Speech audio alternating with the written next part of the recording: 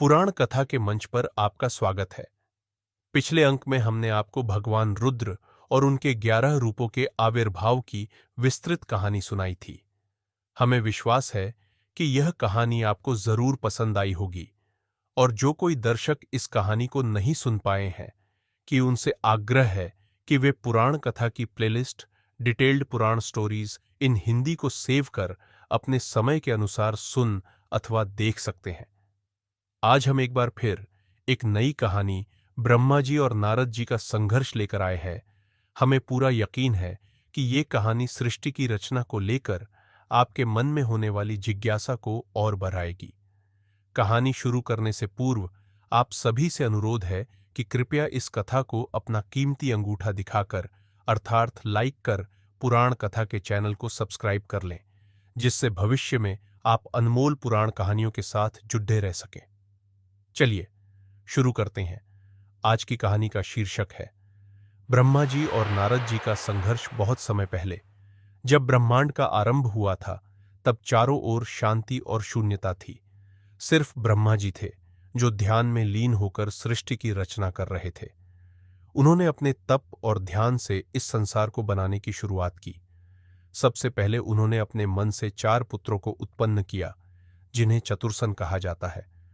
इन 4 पुत्रों ने ब्रह्मा जी से कहा कि वे सांसारिक बंधनों से मुक्त रहना चाहते हैं और सृष्टि में शामिल नहीं होना चाहते।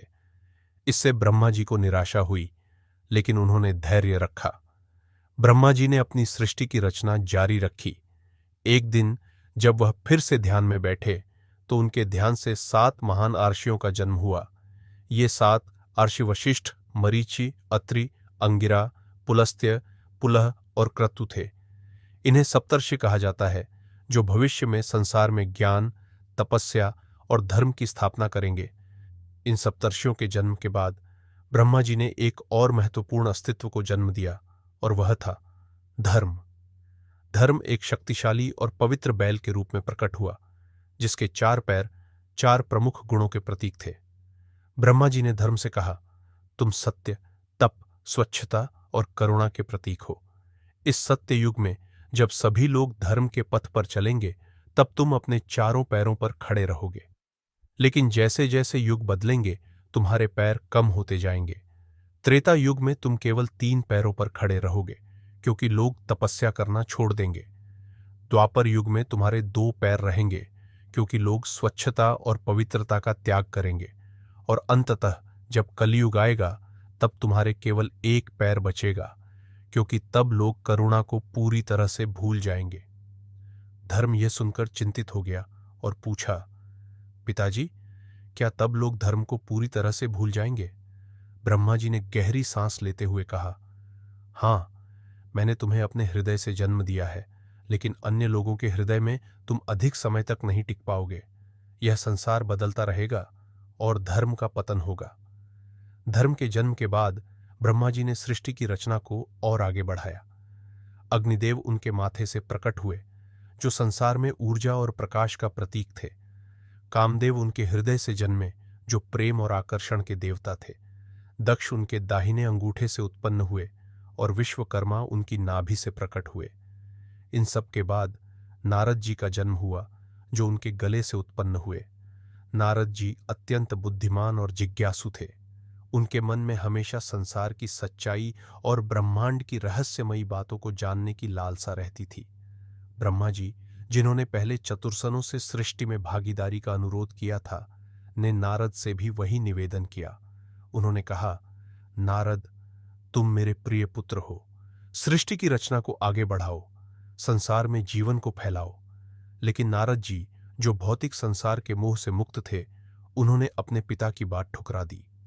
उन्होंने शांत स्वर में कहा, पिताजी, यह संसार जो जीवन और मृत्यु के अंतहीन चक्र में बंधा हुआ है, मेरे लिए कोई आकर्षण नहीं रखता। मुझे नारायण का लोक प्रिय है, जहां समय और स्थान का कोई अस्तित्व नहीं है। आप मुझे भौतिक संसार की खुशियां दे रहे हैं, लेकिन मुझे आत्मा और चेतना का आनंद चाहिए। ब्रह्मा जी, जो पहले ही अपने चतुर्सनों द्वारा ठुकराए जा चुके थे, नारद के इस उत्तर से बेहद नाराज हो गए। उन्हें पहले से ही मधु और कैटभ नामक राक्षसों द्वारा परेशानियों का सामना करना पड़ा था। उनके 4 पुत्रों ने भी सृष्टि में भागीदारी से इनकार कर दिया था और अब नारद जी भी उनके आदेश का पालन नहीं कर रहे थे। ब्रह्मा का धैर्य जवाब दे चुका था। उनके अंदर का क्रोध तेजी से बढ़ने लगा। उनके चेहरे पर गुस्से की लहर साफ दिखाई देने लगी। उनके मन और हृदय में आवेश उमड़ने लगा और उन्होंने आवेश में आकर नारद जी को शाप दे दिया।